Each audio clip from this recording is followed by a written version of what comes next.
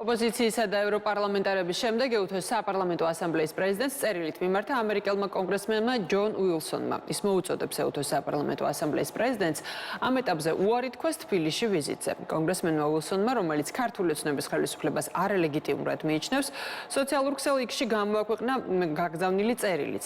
რესპუბლიკელი კონგრესმენის თქმით, გადასახადების გადამხდელი ამერიკელების ფული არ უნდა იყოს გამოყენებული არალეგიტიმური მთავრობის აღიარებისთვის.